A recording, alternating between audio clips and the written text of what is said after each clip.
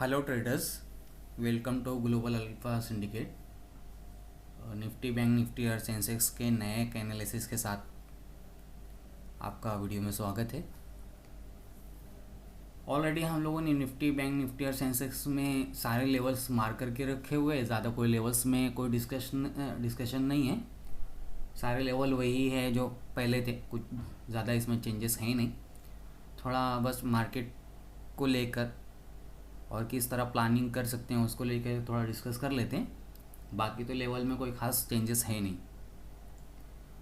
पहली बात तो ये कि हमने जो लास्ट वीडियो निफ्टी की बनाई थी और जो व्यू हमारा था कि प्रीवियस डे का लो मार्केट ने स्वीप किया है, तो चांसेस है कि अपसाइड में भी वर्किंग होगी, वो हमारा डन रहा। फ्राइडे के दिन फिर मार्केट क्लोज़ हुआ। मार्केट क्लोज़ होने के बाद में ग्लोबली एक फंडामेंटली एक न्यूज़ आई, जिसके वजह से इंडियन मार्केट तो क्लोज़ हो चुकी थी, मगर बाकी के मार्केट ब्लास्ट हुए रॉकेट की तरह। और बैंक निफ्टी भी गिफ्ट निफ्टी भी अच्छा बूम हुआ। 400 पॉइंट, 350, 400 पॉइंट, 350, 400 पॉइंट्स के आसपास में उसमें भी एक मूवमेंट देखने मिला। फिर अचानक से वो फंडामेंटली और जो एक ग्लोबली एक न्यूज़ थी वापस से निगेटिव हुई। वो ऐसा समझ लो ना, कोई कंफर्मेशन, कोई न्यूज़ ही नहीं है, बस ऐसे ही ट्वीट और ट्वीट्स चल रहे हैं। ये ट्वीट करते हैं, उधर से वो ट्वीट करते हैं, बाकी और कुछ नहीं है। वापस से न्यूज़ ख़राब हो गई। फिर दूसरी चीज़ कि HDFC बैंक और ICICI बैंक का रिज़ल्ट भी था। रिज़ल्ट भी अच्छा ही है, ऐसा नहीं कि नहीं है बुरा रिज़ल्ट है, रिज़ल्ट भी अच्छा है। और बैंक निफ्टी पे उसका असर भी देखने मिलेगा, मार्केट में उसका असर भी देखने मिलेगा, मगर फंडामेंटल अच्छा होने की वजह से वैसा असर नहीं मिलेगा जैसा मिलना चाहिए।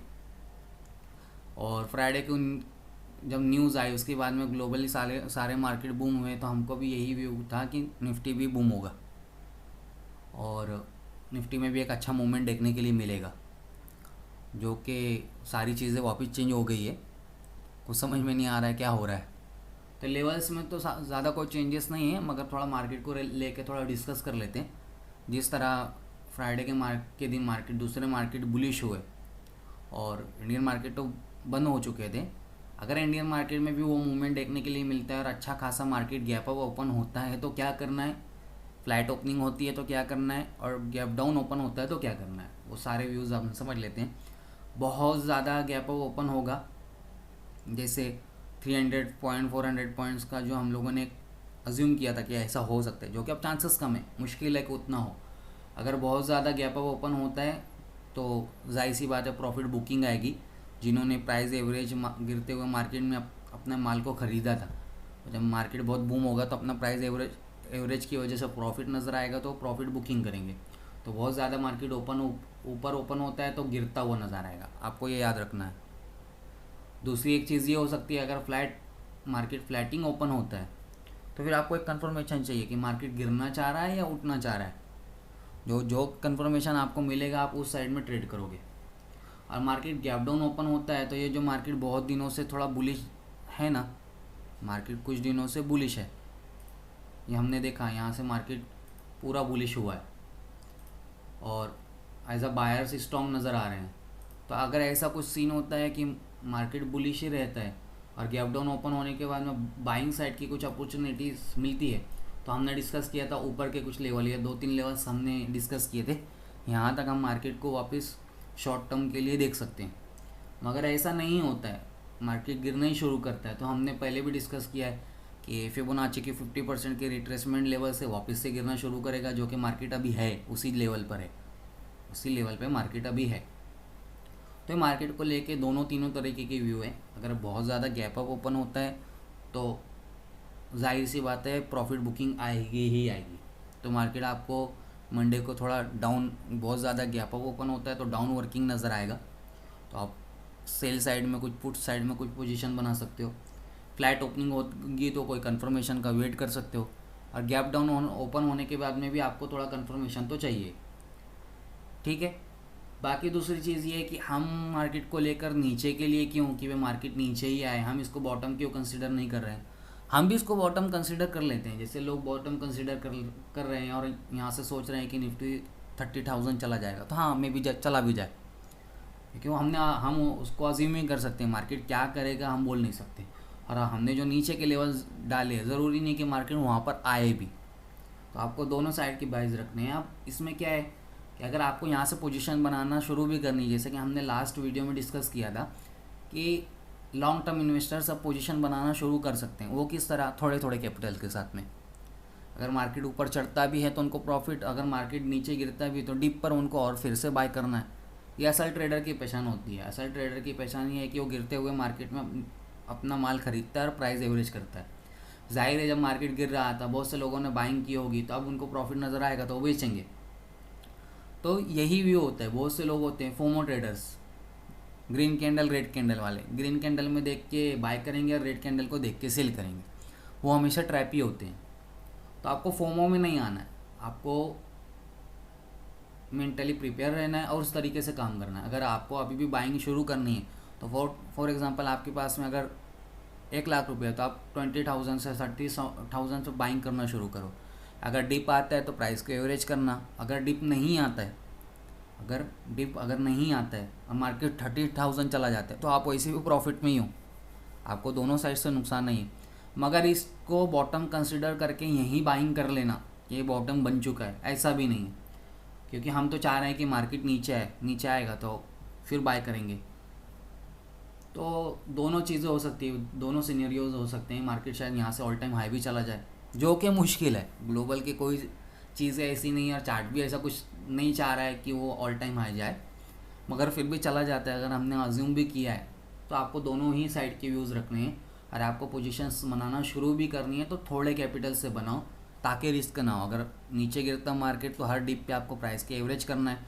जिसे मैं एग्जांपल के तौर पे बताता हूँ कि अभी मार्केट जब भी गिर रहा था तो जिन लोगों ने हर डिप पे प्राइस को एवरेज किया है, कुछ लोगों ने यहाँ पैसा डाला होगा, किसी ने यहाँ और डालते डालते अपने प्राइस को एवरेज किया होगा, तो जब ये मूवमेंट मार्केट ने पकड़ा है तो जाहिर सी बात उनको प्रॉफिट नज़र आ रहा होगा तो वो बेचेंगे।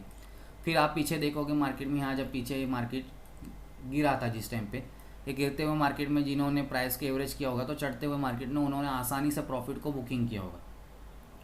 तो आपको भी यहाँ अगर आप सोच रहे हो कि बॉटम बन चुका है यार, इतना नीचे आपको मिस नहीं करना है कि मार्केट बहुत नीचे आया था हमने कुछ नहीं किया, तो आप थोड़ी बाइंग करना शुरू कर सकते हो। डिप आएगा तो प्राइस एवरेज करना है, डिप नहीं आता है ऑल टाइम हाई चला जाता है तो आपको नुकसान क्या है। तो इस तरीके से आपको मार्केट में काम करना है।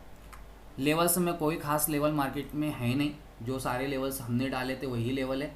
बहुत ज़्यादा गैप ओपन होता है ऊपर कहीं तो प्रॉफिट बुकिंग की वजह से रिकवरी नज़र आए, शॉर्ट टर्म में मार्केट गिरता हुआ नज़र आएगा और नीचे आपको वर्क करता हुआ नज़र आएगा तो आपको डाउन साइड के पोजीशंस बनानी है।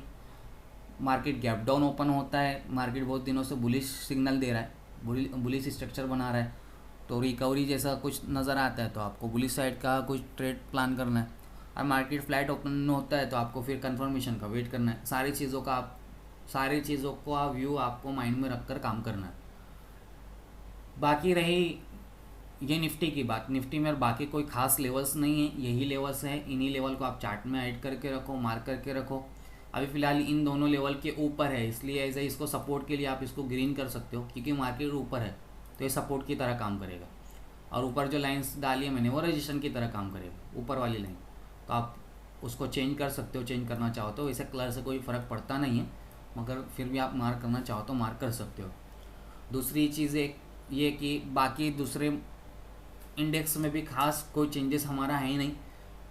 बैंक निफ्टी में मूवमेंट रहने के चांसेस है ज़्यादा। वजह यह है कि HDFC बैंक और ICICI बैंक में अच्छा रिजल्ट आने की वजह से शायद मार्केट गैप ओपन हो।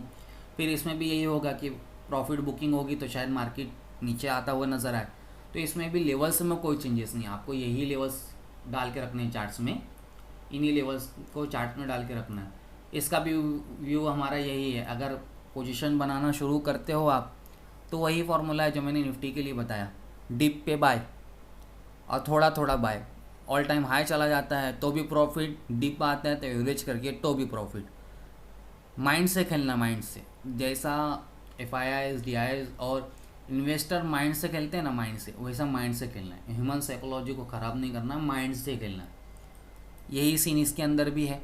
सेम सीन आपको जैसा निफ्टी बैंक निफ्टी में है वही चीज़ आपको सेंसेक्स में भी अप्लाई करनी है।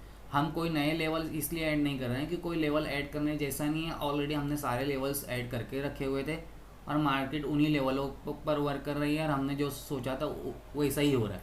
आप देखोगे तो देखो बराबर उसी लेवल का रजिस्ट्रेशन इसने दोबारा फेस भी किया। तो हमने जो लेवल्स ऐड करके रखे हुए हैं इसमें ज़्यादा कोई चेंजेस है नहीं, लेवल्स ऐसे ही रहेंगे जैसे कि वैसे। आपको बस सेटअप को फॉलो करना है, वर्क को फॉलो करना है, जैसा चार्ट्स बोल रहा है, जैसा प्राइस एक्शन बोल रहा है वैसे फॉलो करना है। अगर आप बॉटम कंसीडर कर भी रहे हो तो थोड़े थोड़े कैपिटल से प्राइस को एवरेज करके प्रॉफिट कमाओ। अगर बॉटम नहीं कंसीडर कर रहे हो, नीचे आने का वेट कर रहे हो, तो आप एक व्यू बनाकर स्कैल्पिंग जैसा, जब मार्केट कोई बुलिश सिग्नल दे रहा है, कुछ सेटअप बना रहा है तो आप काम करो, होल्डिंग मत करो।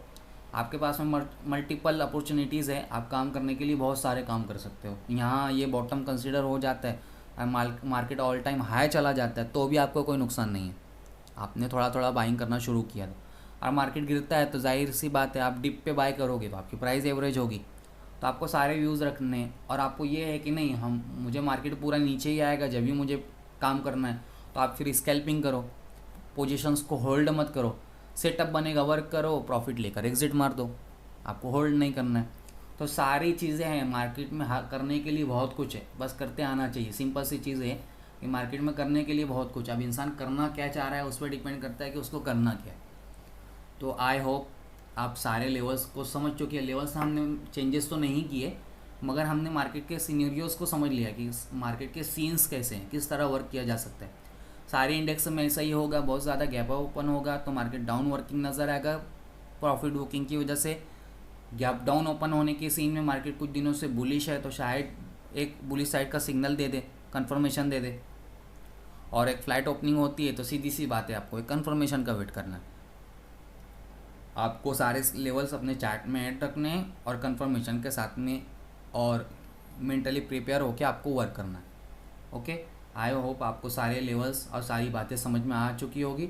नेक्स्ट वीडियो में जैसा भी मंडे को जो भी प्राइस एक्शन बनता है उसके बाद में मंडे के एनालिसिस की वीडियो में हम आगे का कुछ डिस्कस करेंगे। कुछ लेवल कुछ वर्किंग हो जाता है और कुछ व्यू बनता है तो हम और कुछ डिस्कस करेंगे। ठीक है, आज के लिए इतना ही। Thank you, take care, bye bye.